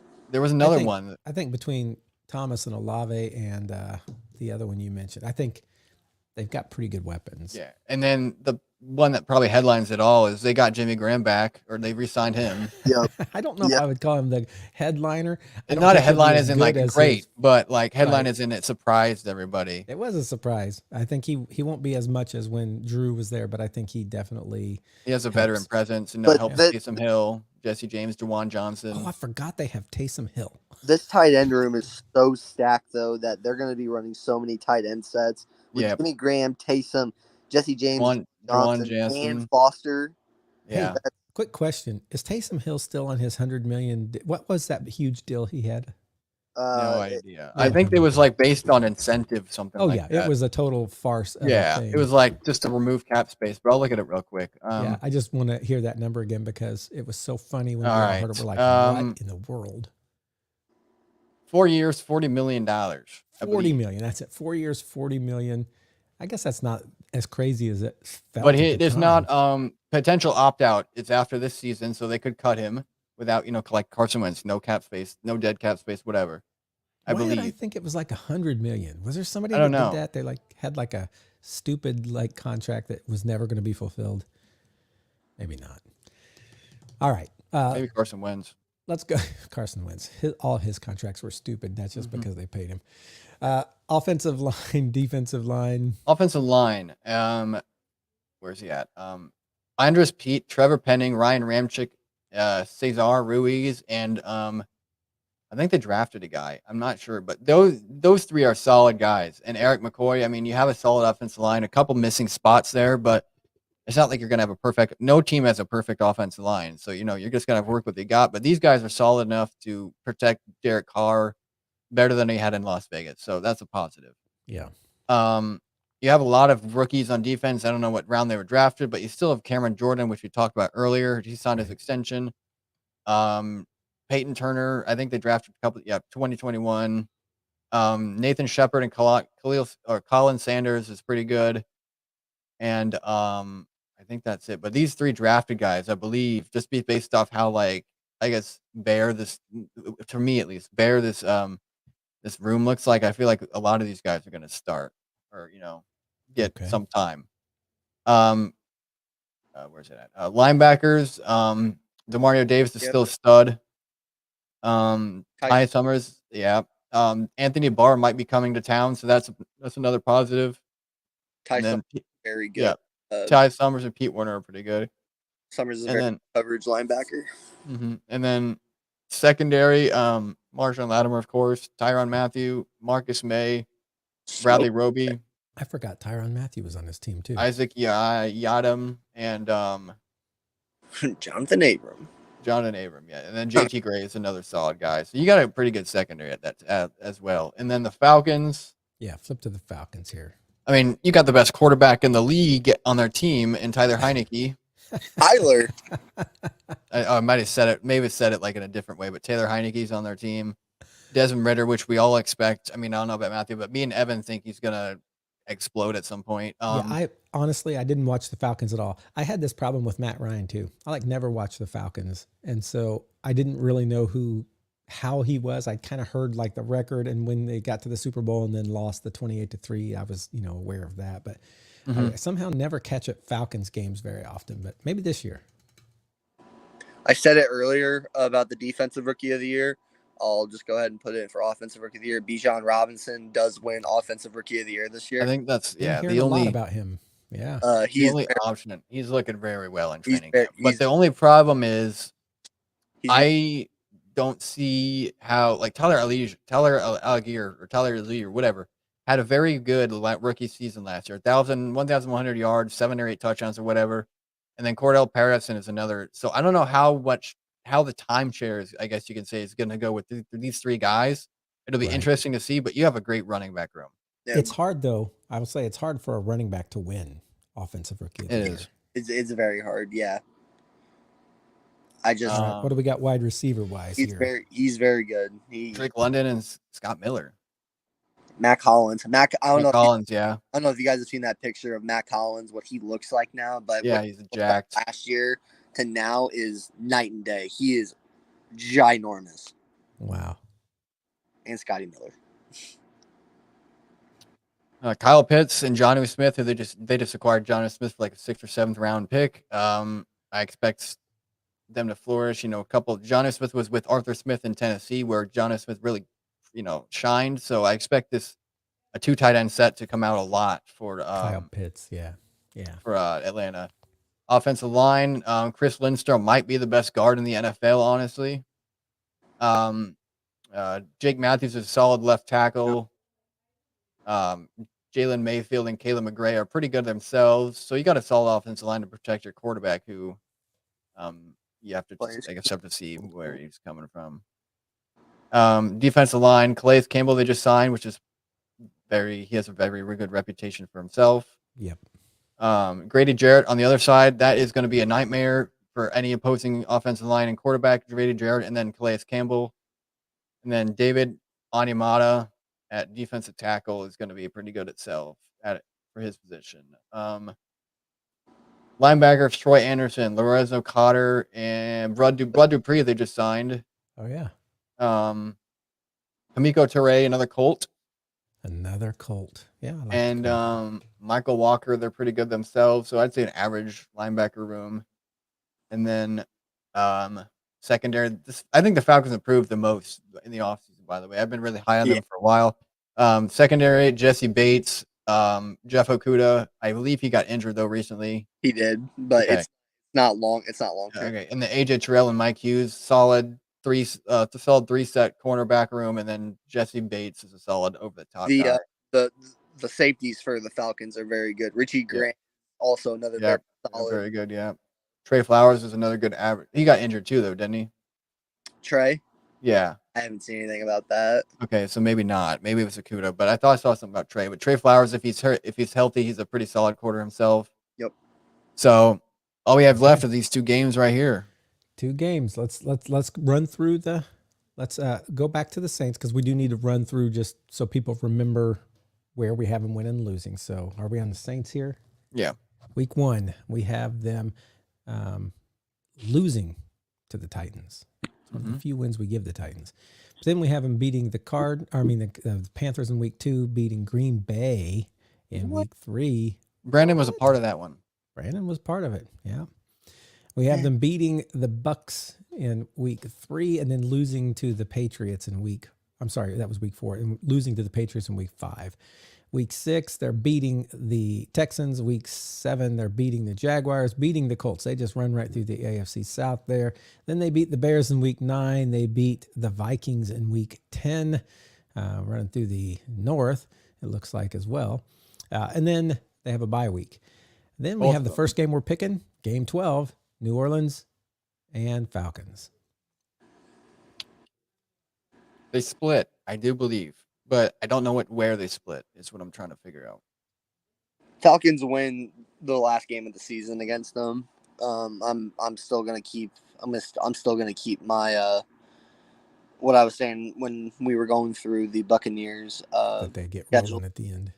Mm-hmm. I feel like they flourish towards the end of the year, and they go they just go on a big run, and not say they make the playoffs. Like I said, they're only gonna go off like for maybe like the last 3 to 4 weeks, but they win all of their last 3 to 4 games and finish off. So the nice thing is here, New Orleans is coming off a bye. That makes sense for New Orleans. The Falcons are too, though. That's the problem. Oh, they are. They both have the same bye week. Yeah. Well, I'm going to do the split also, and I do think that the Falcons will win late. So I'm going to give this one to New Orleans. Okay. New Orleans beats the Lions, which is week 13, and then they lose to, I believe that's the Panthers. It's just a black box. You can see a little Panther in there, but yeah. Yeah. They beat the New York Giants. They beat LA Rams. They beat Tampa Bay, and then they lose to the Falcons in the end, giving them a record of? Gives the Falcons a 9-8 and gives the Saints 13-4. I can 13-4. 13 that's a little high, but you know. What rank have them? Oh, rank had 9-8. Yeah. But, hey, we got the Falcons though. Woo! Hey, let's hit the Falcons games and just run through them for all the people who are listeners here. Falcons, we have losing to the Panthers on week 1, losing to Green Bay in week 2, losing to the Lions in week 3, losing to the Jaguars in week 4 over in London or in the UK somewhere. Yeah. We have them losing to the Texans. That's kind of a big upset, one there. Yeah. We have them losing to the Commanders. We have them winning against Tampa Bay, winning against the Titans. Run, yeah. Like Evan said. Winning against the Vikings, winning against the Cardinals, losing to the Saints, winning against the Jets. That's a big one there. That's good. Winning against Tampa Bay again, winning against the Panthers in week 15, and then 16. We'll scroll down. Can't see. Josh. Oh, yeah. Sorry. I was texting Cody. We had him at 9-8. Okay. We have them beating the Panthers in week 15. Then we have them losing to the Colts in week 16, winning against the Bears and winning against New Orleans to wrap up their year. And I believe we said that puts them at 9-8. Yeah, barely missing the playoffs by a game against the Cowboys. So we made a lot of errors, but look at this 1 through 6 right here. I mean, so let's look at each side here real quick. And I know that we're already an hour and 40 minutes in. Okay, so let's look at the go to the top here. I want to top of the AFC. We have the Bengals with 15-2. Kansas City coming in second. I can't scroll over. So let's and that's pull 14-3, and then Buffalo, Jaguars, Jets. How many do we have from each side? Is it 7 now? Yeah. Okay, so Dolphins, and then the last one's making it in, the Chargers. Okay, on the other side, for our looking at what's coming, we have San Francisco at the top. Followed by two 13-4 teams, only one game back, and that's the Saints and the Philadelphia Eagles. Ooh, and then we have Lions. Oh wait, how did the Seahawks have 13? Because they didn't win the division, so they're the wild card technically. Oh, okay, yeah. So we have the Lions, and then this another 13-4 team with the Seahawks at Green Bay, followed by Dallas making it into the postseason. We said. Whoa. So before a preview of next week, before we go to our grid, this is what your wild card weekend will look like. Okay, so according to us, the wild card weekend will be Jets versus Jags. We're not gonna name winners here because we're gonna do this next week. Yes. Actually, I'm just gonna leave this for next week. Those of you watching YouTube, you can see this. Those of you on the podcast, hey, get on YouTube once in a while. You might see some stuff. We're gonna hit this though next week, and we'll talk about it. So all of you listening can get in on it. But let's go to that grid, finish that up real quick. We've been doing this grid. We may not get through it all right here because there's 3 of us, and I'm going to tell you, I'm not the guy who knows these things. Brandon often knows a few. Josh knows a lot. I don't know how Evan will do on these, but we'll put this up here, and if you're on YouTube, you can see it. And if we don't get it all before we get off of here, you can finish it on your own. But a player who played for both Green Bay and the Patriots. Who is it? Oh, man. Yeah, no, this is... Green Bay. We can come back if we want. We don't have to. Okay, how about Green Bay and the Eagles? Reggie White's the easy one, but Reggie White's up there. I guess we'll just be quick. We'll just do Reggie White. We don't have to go for the best score. Yeah, I don't have to do best score. All right, how about Green Bay and the Bengals? He's a linebacker. His last name's Brooks. I don't know if it's Amon or Ahmad or. I'll have to look based off of what it shows me. Amon Brooks, I believe he played for both. I'm gonna 2% maybe. All right, Seahawks and Patriots. A player. I was gonna say Malcolm Butler, but he didn't. Because he intercepted them. I don't know, man. Seahawks and Eagles, though. Seahawks and Eagles. We just had. I think what we're learning here is we don't really know Patriots players very well. I also think we're learning is in a moment you don't know much of what you thought. In a moment you don't know anything. Sidney Jones. I know he got traded there. I don't know how high this is, but Sidney Jones the 4th or something like. Yep, 5%. Okay, how about Seattle and Bengals player? Somebody who played for both. PJ Hujman-Zada is the first player that comes to mind. Oh yeah, that's a good one. Okay, I can't read this 10 plus something. 10 plus receiving touchdowns in a season since 1999. So, okay, 10 plus for Randy Moss is probably receiving. Probably one of the only ones. Moss maybe Edelman or Welker, but Eagles, Jeremy Maclin, AJ Brown, maybe Adrian Maclin, Deshaun Jackson. Jackson, yeah. Which one of those do you want to pick though? Because go Deshaun. I don't know. What's his name got it last year? Yeah, you got 9. Okay. Bengals. Jamar Chase or Chad Ochocinco is probably the two that. Oh wait, probably the easy. Oh, did Terrell Owens doesn't have to be with the Bengals, but did he do it with the Eagles or the Cowboys? I have no idea. I don't know if Ochocinco did it. I don't know if Chase did it his rookie year. I think Owens might be. What? Yeah, there you go. You're going with Owens over those two. That's great. Okay. That just Well, leaves who played with New England and Seattle, New England and Green Bay. We're going to give ourselves 10 seconds here. I'll just look them up real quick, just because I don't know if we're going to get them played. Just Josh loves to make sure these are done, but I like to leave some mystery. I say don't look them up. Leave this. Everybody who's on YouTube, look at this. All right. You find and put in the put in our social media stuff who you think. I just realized I have a spot for this. I don't have a spot for this, and I didn't look it up. But I made, I don't know if you saw them, Matthew. I put them in our group chat, but I made those players you didn't know played for, whatever, our homer teams. I did see this today. And Terry Glenn played for the Packers for a year, and that's what I remember now. So the Seahawks is our only open spot. So the only one we have is who played for Seahawks and Patriots. So audience out there, the Football Fandemic audience, I want you to put in our socials who played both in New England and Seattle without looking it up. We're not going to look it up either till you answer, okay? So I want you to put that in something. It's not called Twitter anymore. X, TikTok, Instagram. Whatever comment down below. Yeah. Instagram, TikTok, any of those. You put in who played for both New England and Seattle. And we will go from there. Hey, guys, that wraps it up for all of our divisional breakdowns. So glad you could be with us through all those. Join us next week as we talk about playoff predictions and more here on the Football Fandemic.